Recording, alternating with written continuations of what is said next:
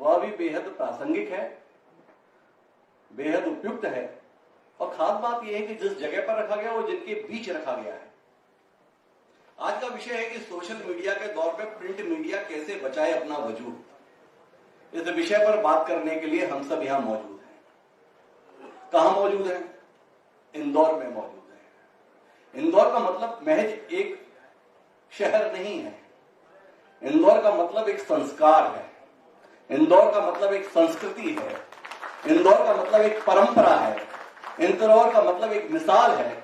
इंदौर का मतलब एक अनुकरण है। और ये बात इसलिए कह रहा हूं कि आज से कुछ साल पहले तक कौन ये सोच सकता था कि इस देश में सफाई को लेकर बात की जा सकती है, और सफाई को लेकर बात की जा सकती है तो सफाई हो भी सकती है। ये कैसे संभव है? लेकिन इंदौर में बात हुई, देश में बात हुई, लेकिन इंदौर ने केवल बात नहीं की, साबित करके दिखाया। 5 साल का इतिहास इस बात का गवाह है। इसलिए इंदौर किसी भी विषय पर बात करने के लिए सबसे उचित मंच है, क्योंकि यहां पर कोई बात होगी तो वो केवल बात नहीं हो जाएगी, बल्कि अनुकरण में भी आएगी, अनुसरण में भी आएगी और देश के लिए मिसाल भी बनेगी। अब इस बात को रखने के लिए किसको बुलाया गया है? तो इस बात को रखने के लिए हरिवंश जी को बुलाया गया है। हरिवंश जी का यहां पर होना इसलिए कतई महत्वपूर्ण नहीं है कि वो इस देश की सबसे प्रमुख पंचायत अर्थात राज्यसभा के उपसभापति है।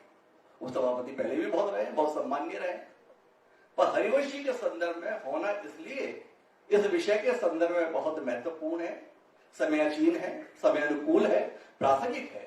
क्योंकि हरिवंश जी का इतिहास ये बताता है कि आज से 3 दशक पहले भी जब पत्रकारिता जगत के संदर्भ में, प्रिंट मीडिया के संदर्भ में एक संक्रमण का दौर गुजरा, जब यह माना गया कि बहुसंस्करण वाले, बहुराज्यीय संस्करण वाले अखबार अब छोटे अखबारों को जिंदा नहीं रहने देंगे, उस समय पर हरिवंश जी ने देश में एक मिसाल कायम की। प्रभात खबर के रूप में झारखंड और बिहार में जाने कौन सा अखबार वहां नहीं आया, लेकिन हरिवंश जी ने जनपक्षीय पत्रकारिता के माध्यम से साबित किया कि चुनौतियां कैसी भी ना हो, कैसी भी हो, पर अगर आप में ईमानदारी के साथ उसका मुकाबला करने का जज्बा है तो आप न केवल टिके रह सकते हैं बल्कि जीत भी सकते हैं। तो ऐसा व्यक्तित्व तो हमारे बीच में नई चुनौती के संदर्भ में मार्ग प्रशस्त करने के लिए मौजूद है। इसलिए मेरा मानना है कि ये बेहद उपयुक्त आयोजन है।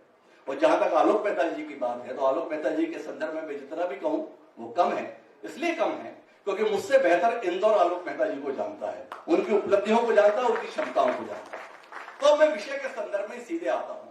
विषय यह है कि सोशल मीडिया के दौर में प्रिंट मीडिया कैसे बचाए अपना वजूद। अब इसके संदर्भ में शुरुआत जो होनी है वो इस बात से होनी है कि पहले क्या ये स्वीकारोक्ति करने के लिए हम तैयार हैं कि प्रिंट खतरा है, तैयार है कि प्रिंट मीडिया के सम्मुख कोई चुनौती है? क्या हम मानने के लिए तैयार है कि सोशल मीडिया की बढ़ती, तीव्र गति से बढ़ती ऊंचाई के चलते प्रिंट मीडिया किसी खतरे में है? हम में से अधिकांश साथी इस बात को खारिज कर देते हैं, लेकिन मुझे आपके ही शहर के एक शायर का शेर इस संदर्भ में बड़ा मुफीद लगता है और उसके साथ ही अपनी बात को शुरू करना चाहता हूं। आपके यहां के एक मशहूर शायर हुए, उनका नाम था राहत इंदौरी। उन्होंने एक शेर कहा कि मगरूर जितने पेड़ थे हैरत में पड़ गए, कि मगरूर जितने पेड़ थे हैरत में पड़ गए, वो आंधियां चलेंगी जड़ से उखड़ गए।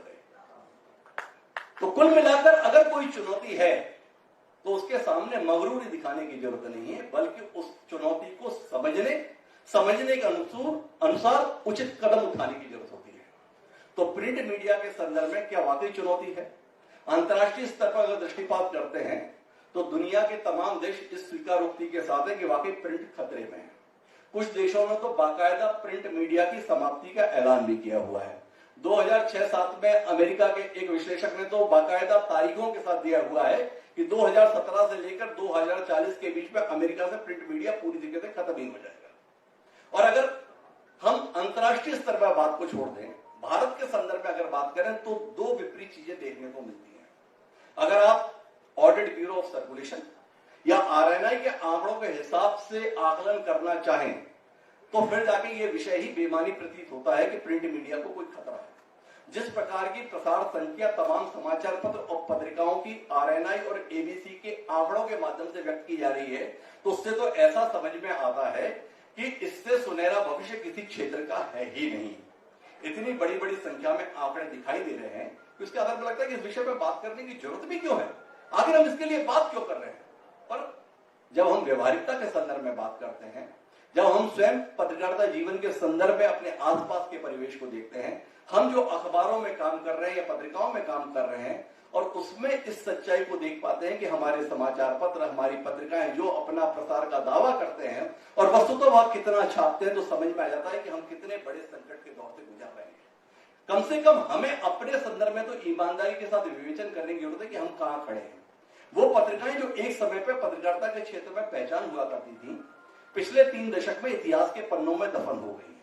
अगर समाचार पत्रों के संदर्भ में भी आप देखें तो आजादी के बाद से तकरीबन 50 साल अखबारों की प्रगति के साथ थे। इस दौरान तमाम तकनीकी परिवर्तन हुए, पर हर परिवर्तन के साथ समाचार पत्रों की संख्या में, समाचार पत्रों के पृष्ठों की संख्या में, समाचार पत्र की गुणवत्ता में, समाचार पत्र की तकनीक में, सब में ही सुधार हुआ, बेहतर हुआ, प्रस्तुतियां बेहतर हुई।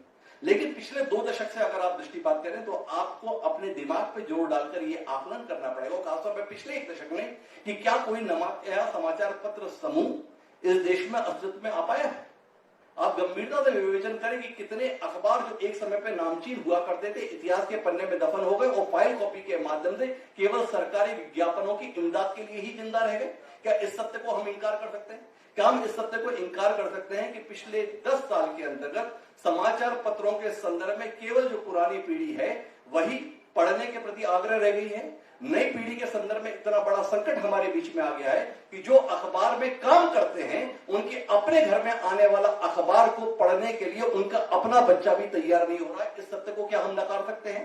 क्या हम इस सत्य को नकार सकते हैं कि समाचार पत्रों के पृष्ठों की संख्या 10 साल पहले जो भरी पूरी थी, कई बार तो ऐसा भी लोग दावा करते थे कि जितना अखबार खरीदने में पैसा नहीं लगता उससे ज्यादा पैसा अखबार की रद्दी बेचने से मिल जाता है, इस आंकड़े के साथ हम हुआ करते थे। पर जैसे जैसे वक्त गुजर रहा है अखबार पतला होता जा रहा है। और अभी जिस समय पर माननीय अरविंद तिवारी जी के द्वारा यह विषय हम लोगों को दिया गया, पिछले 1 महीने के दौरान ही अखबार जगत एक बड़े संकट के दौर से गुजर रहा है। जो अखबार 36 रुपए किलो मिला करता था वो अखबार आज 80 रुपए किलो में भी उपलब्ध नहीं है। इतनी बड़ी विसंगति के साथ आज प्रिंट मीडिया चुनौती के दौर में। अब ऐसे दौर के बीच में सोशल मीडिया आ गया। सोशल मीडिया के आने के चलते जो सबसे बड़ा संकट आया है वो 2 चीजों का आया है। एक गति का संकट है और दूसरा विश्वसनीयता का संकट है। सोशल मीडिया के माध्यम से पहले इलेक्ट्रॉनिक मीडिया आया था, टीवी आया था, तभी ब्रेकिंग न्यूज ने प्रिंट मीडिया को काफी परेशान किया था। लेकिन उस दौरान हरिवंश जी या आलोक मेहता जी जैसे प्रबुद्ध लोग थे, उन्होंने अखबारों के स्वरूप को परिवर्तित किया, अखबारों के लेआउट को परिवर्तित किया और उसके मुकाबले में अखबार देने की कोशिश की। राष्ट्रीय स्वरूप के अखबार इतिहास के पन्नों में दफन करके जिला स्तरीय अखबार देने की परिकल्पना की गई। उसके माध्यम से ज्यादा जन सरोकारों से अखबारों को जोड़ने की कोशिश की और नतीजा ये हुआ इस देश में जितने भी टीवी चैनल आए हों पर अखबारों की सेहत पर बहुत प्रतिकूल प्रभाव नहीं पड़ा। लेकिन जब से सोशल मीडिया आया है तब से अखबारों के प्रसार को लेकर संकट है, रुचि को लेकर संकट है और अखबार की खबरों को लेकर भी संकट है। अब इसके बीच में जो खोजने की बात है वो खोजने की बात है कि संकट तो है, अगर इस सत्य को स्वीकार करते हैं तो इसमें अपना वजूद कैसे बचाएं। अब ये बचाने का नुस्खा तो हरिवंश जी से ही मिलेगा। मेरे स्तर पर अगर नुस्खा होता तो मैं तो कर गुजरा होता। पर एक बात जो महसूस करता हूं मैं उसे आपके बीच में साझा करना चाहता हूं और उम्मीद करता हूं कि आलोक जी और हरिवंश जी उसको विस्तार दे पाएंगे, क्योंकि मेरे जिम्मे तो केवल विषय प्रवर्तन है। मैं सवाल उठा सकता हूं, जवाब देने के लिए तो माननीय 2 प्रबुद्ध लोग मौजूद हैं। तो सवाल इस बात का है कि हमारे यहां यह कहा गया कि शब्द ही ब्रह्म है। हमारे यहां कबीरदास जी हुए, उन्होंने कभी कहा था कि शब्द संभाल के बोलिए, शब्द के हाथ न पाओ, एक शब्द भाव करे, एक शब्द औषधि करे, इस प्रकार की बात उन्होंने कही थी। और जब से सोशल मीडिया आया है तब से शब्दों की मार्ग के संदर्भ में चिंता करने की कोई जरूरत किसी को रह नहीं गई है। आपके जो मन में आए उसे किसी भी शब्द नाम से आप डाल दीजिए। समंदर है, तैरते तैरते जाने कितने तटों से गुजर जाएगा और जिन तटों से गुजरेगा उनमें से कितनों के द्वारा ही सत्य मान लिया जाएगा। तो कुल मिलाकर सोशल मीडिया के चलते खबरों की, तथ्यों की विश्वसनीयता दांव पर लगी है। और ऐसे में प्रिंट मीडिया के पास में एक ही औजार है और वो औजार है अपनी विश्वसनीयता के प्रति आग्रह रखने का। हम अगर अपनी साख के प्रति सचेत हों, अगर हम अपनी विश्वसनीयता के प्रति सचेत हों, अगर अखबार के संदर्भ में हम अपने पाठक को यह भरोसा दिला पाए कि इस अखबार में जो छपता है उसकी सत्यता पर संदेह वैसे ही नहीं किया जा सकता है जैसे आज से 10 साल 20 साल 30 साल पहले नहीं किया जा सकता। और आप तो इस बात को बड़े गर्व के साथ इसलिए कह सकते हैं क्योंकि आपके यहां तो नई दुनिया रहा।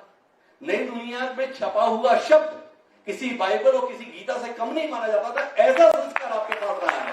तो इसलिए ये बात आपके बीच में कहने का मैं सौभाग्य मानता हूं कि मैं ये आग्रह आपके बीच कर रहा हूं कि आपके पास ऐसी संस्कृति रही। जो संस्कृति इंदौर की पत्रकारिता में रही वही देश की संस्कृति क्यों नहीं बन सकती, इस पर हमें विमर्श करना चाहिए।